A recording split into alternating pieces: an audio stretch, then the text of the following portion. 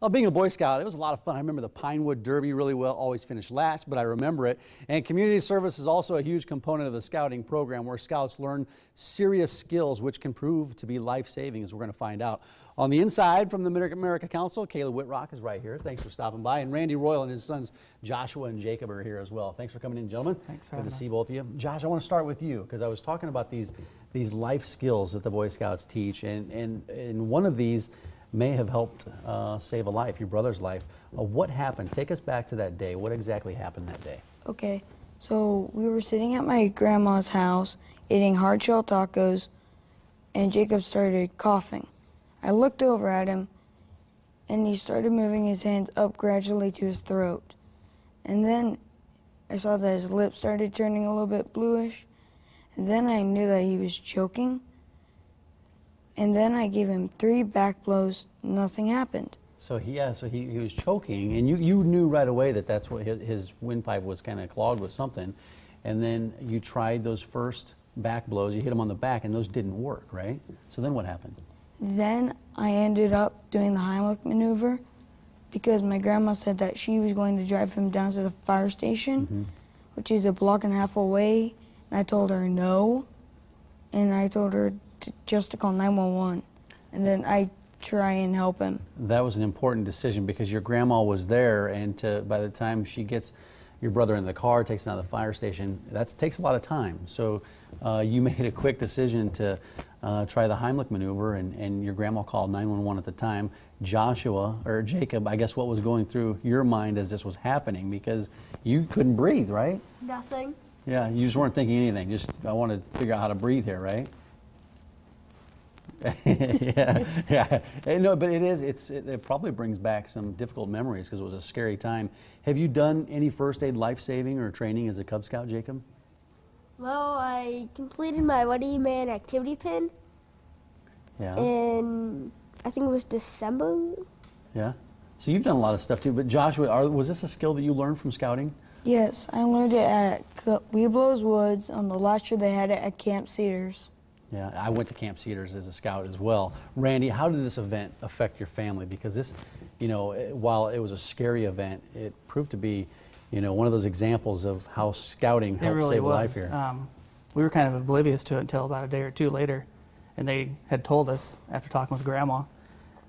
We were pretty excited about it. I mean, Josh learned his life-saving skills in Cub Scouts, which is huge. I mean, these are the kind of things that kids,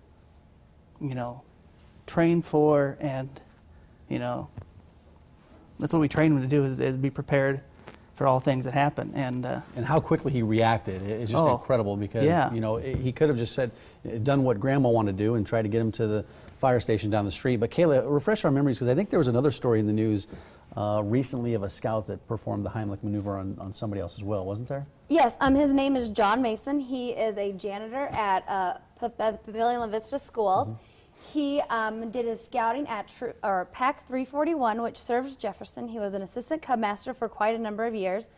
And he saw a kid choking on a hard shell taco. I remember this. And he performed the Heimlich maneuver. And so the skills that you learn in Scouts, it stays with you, because he hadn't been with the pack for a couple of years. And so he learned that at his yearly training that he says he takes, which all our scout leaders are supposed to take. So the other thing I get out of this is watch out for those tacos. I didn't realize tacos could be that dangerous. Taco shells. Like a curse. What's killer food? Yeah, no kidding. Soft shells and burritos. Soft shells. Yeah, that's right. Randy, what's the most important thing for you about scouting? Because I know you're really involved, and your sons are really involved. I was involved through scouting through my youth, and received my Eagle Award. Now it's kind of leading these kids and giving them the skills that they can use later in life. A lot of it's leadership skills and that kind of stuff. Yeah, and I remember all those same things as well. I was Troop 365 at Harrison Elementary School back in the day. Joshua and Jacob, what's the best thing about scouting for you guys? Let's start with you, Joshua. Okay, the best thing about scouting for me is that I get to make new friends. I get to be more responsible in my troop. I actually get to lead it, unlike having adults lead it. So you get more responsibilities, plus that feeling that it makes you feel very important Yeah. in your troop, because if you are in your troop one meeting and it's really important, your troop is going to be messed up. Yeah. Now, what do you think, young man? What's your favorite part about Scouts? Camping. You like the camp? I love the camping part too, but I didn't like cleaning all the pots and pans. That was a difficult part. But you learn how to do it, and right? Are you cleaning pots and pans when you go camping? Well, I went because I go to my brother's troop meetings with him. Yeah. They had a contest of which patrol can clean the Dutch ovens fastest. Yeah. So obviously, I was with his patrol and You guys did well, right? ended up winning. Good, that's good. Joshua, how's Boy Scouts different from Cub Scouts? I remember there's pretty stark differences there. Boy Scouts is different from Cub Scouts because, as I said earlier, Boy Scouts is boy-led. It's not adult-led.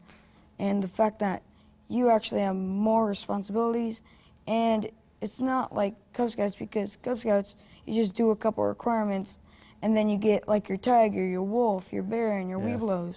Yeah. But this one, you actually have to earn a certain number of merit badges, and you have to do requirements to get up to your main goal, which is Eagle. Which is Eagle. Yeah, you got to earn it. Kayla, what do we know about scouting in terms of statistics? Well, I'm going to talk a little bit about our service projects that we do. Nationally, last year we did about just short of $400 million in community service hours. That equates to about $17 million in service that the Scouts would have had to service out. Last year in April, we did our Scouting for Food service project, and we collected about 150,000 meals for our local communities. That's incredible. And now is a great time to register for scouting? Good time to register? Yes, yes. It's an awesome time. We're doing our big push right now. We have up on the screen right now that joinscouting2014.org. If you go there, your school will be right there. And it's important to know that if your school isn't on there, if you see your neighborhood school, you can click, go there, join any pack you would like to. Yep. And if you see that you missed your recruitment time, it's never too late to join scouting. Joinscouting2014.org is a website. I'd recommend it. I was a scout, loved it. You guys obviously it proved out to be very life-saving for you guys. Pinewood Derby also, and real quick, we got to go, but what's the bridge thing that you built here? It's a monkey bridge, Uh-huh. and it is used sometimes you can use it if you want to cross a tree and that. It's a model, and you guys use them at the scout camps all the time. Guys, thanks for joining us this Thanks for having morning. us. Thanks for sharing your story. Kayla, thanks a lot for coming.